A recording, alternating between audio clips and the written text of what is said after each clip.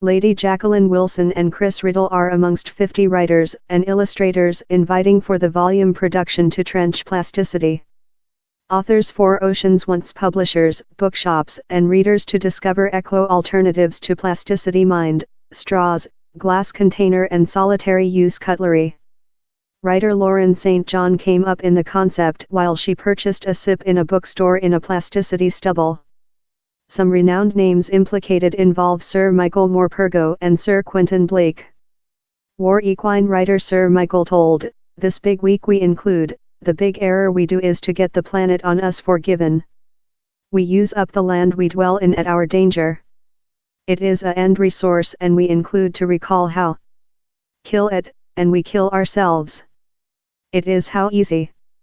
Time St. John has ever been ardent on preservation. She admits to Creature obsessive in the death of the tuna fish. "I wish human beings to halt consuming tuna fish." She credits David Attenborough's Dark Blue Earth 2 in setting a searchlight on the plastic issue. Appreciate God for David Attenborough, a wonder of a man. He has solitary-handedly made so lot to lift knowledge. The writer, who has previous been on a Porpoise Save mission statement in Turkey in Unborn Complementary, adds, "The ISA issue how has achieved crucial massive. He's an disaster. We requirement to do thing currently." The campaigning will characteristic bathing beach cleans and fest events, consisting at Hay following monthly, to lift knowledge of plasticity contamination. St. John, who is an envoy for the Unborn Complementary Basis and whose books involve the White's Giraffe and Porpoise Chant, says, "I sense a enormous liability to keep the earth a superior location for our junior readers.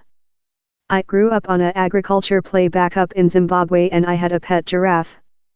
We had a large zoo, so I grew up save animals."